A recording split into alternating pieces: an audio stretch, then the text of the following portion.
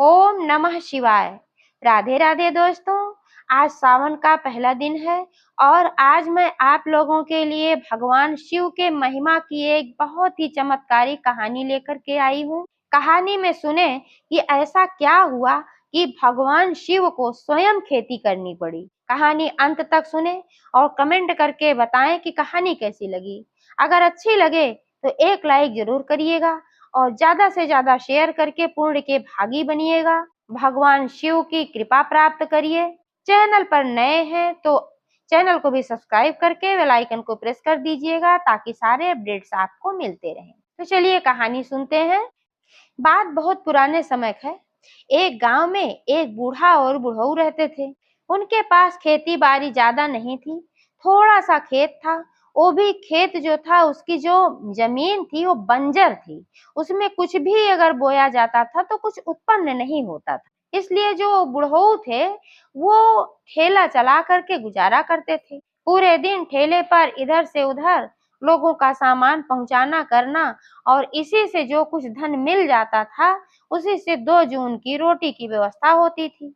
बुढ़िया जो थी वो बहुत ही धार्मिक थी और बहुत ही दान पुण्य वाली थी। तो जब बूढ़ा रोटी बनाती थी तो क्या करती थी कि सबसे पहले 2 रोटी भगवान शंकर और माता पार्वती के नाम का निकालती थी, एक रोटी गाय के लिए निकालती थी, एक रोटी कुत्ते के लिए निकालती थी, एक रोटी माँ अन्नपूर्णा के नाम का निकालती थी।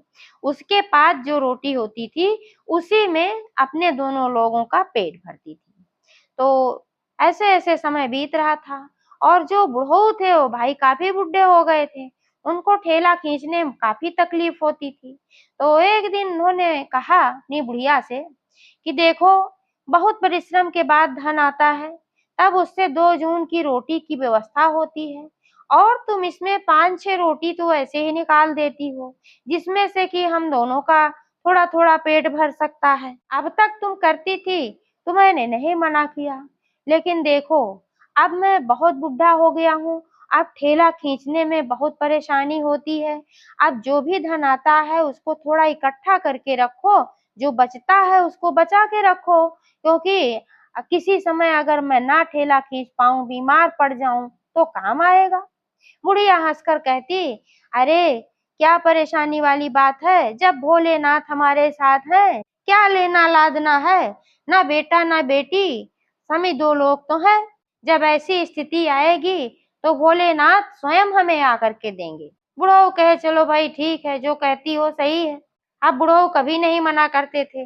अब बूढ़ा ऐसे ही रोज करती थी और नित्य प्रति भगवान शिव के मंदिर में जाती, वहां दर्शन पूजन करती, शिव जी को जल अर्पित करती।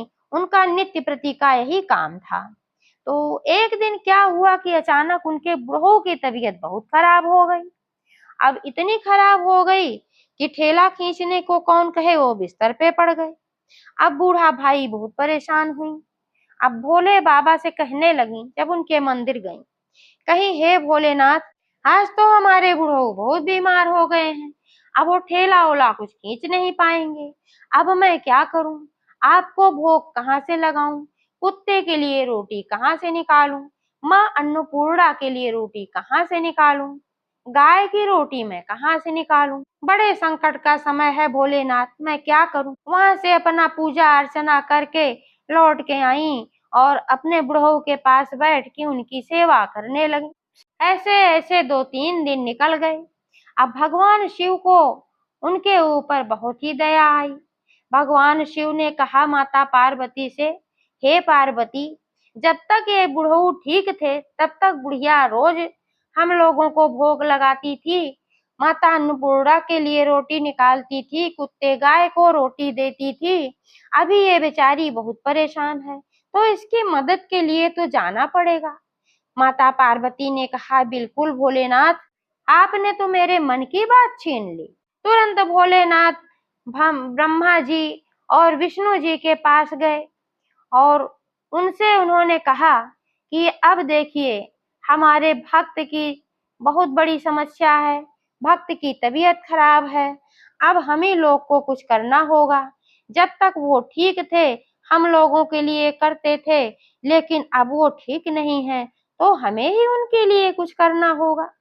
तो विष्णु जी ने कहा कि बताइए क्या करना है। तो भोलेनाथ ने कहा कि अब उसकी बंजर जमीन पर हमें ही खेती करके और बहुत सारा अन्न उत्पन्न करना है। आगे शिव जी ने कहा कि खेती का काम मैं करूंगा, खेतों में हल मैं चलाऊंगा, बीज मैं बोऊंगा। और विष्णु जी से कहा कि आप इंद्र जी को आदेश दीजिए कि वो समय समय पर वर्षा करें जिससे फसल अच्छी हो, और माता अन्नपूर्णा से कहिए कि उसके खेत में बहुत ही ज्यादा पैदावार दें, अन्न की कमी ना हो। अब सभी भगवान मिलकर उसके खेतों पर काम करना शुरू कर दिया और भोलेनाथ ने हल चलाया, उसमें बीज बोए। भगवान विष्णु के आदेश पर इंद्रदेव ने समय समय पर वर्षा की और बहुत ही तेजी से जो बीज भगवान शिव ने बोया था उसके अगले ही दिन उसमें बड़े बड़े पौधे हो गए और बहुत ही तेजी से 10-15 दिन के अंदर में ही उसमें बहुत ही अच्छी फसल उग गई। बहुत मोटी मोटी बालियां लहलहाने लगी उसमें। उधर बुढ़िया लगातार अपने बुढ़ऊ के पास बैठकर उनकी सेवा करती रहती थी और बैठे बैठे ही सो जाती थी। उस दिन भी क्या हुआ कि वो बुढ़िया ऐसे सेवा करते करते भगवान का सुमिरन करते करते सो गई। और जब उसकी आंख लग गई तो भोलेनाथ उसके सपने में आए और उन्होंने कहा, हे बुढ़िया, सारी चिंता को तू त्याग दे, अब तेरे अच्छे दिन आ गए हैं। सुबह होते ही तू जाके अपने खेतों को देख, तेरे खेतों में फसल लहलहा रही है और सुबह होते ही तेरा बुढ़ऊ भी ये जो है ये भी ठीक हो जाएगा, और तो और तुझे संतान की भी प्राप्ति होगी। अब बुढ़िया ने ऐसा सपने में देखा और उसकी आंख खुल गई। तो आंख खुली तो उसने देखा कि पक्षियां चहचहा रहे थे। सुबह के 4 बजे थे, यानी कि भोर हो गई थी। उसके बुढ़ऊ भी जग गए थे। तो बुढ़िया ने कहा कि ऐसा ऐसा हमने सपना देखा है। तो बुढ़ऊ ने कहा कि अच्छा ठीक है, जा करके खेतों पर देख ले क्या हाल चाल है। तो बुढ़िया गई खेतों पर, तो वहां क्या देखती है कि फसल बहुत बढ़िया लहलहा रही है, मोटी मोटी बालियां लटक रही हैं। आ करके बुढ़ऊ को बताई और बुढ़ऊ थोड़ी देर में चंगे हो गए, अच्छे भले हो गए। अब फसल अच्छी हुई, फसल काटी गई और इसके बाद बुढ़ऊ को ठेला भी नहीं चलाना पड़ता था। अब उनके खेत में ऐसे ही फसल पैदा होने लगी।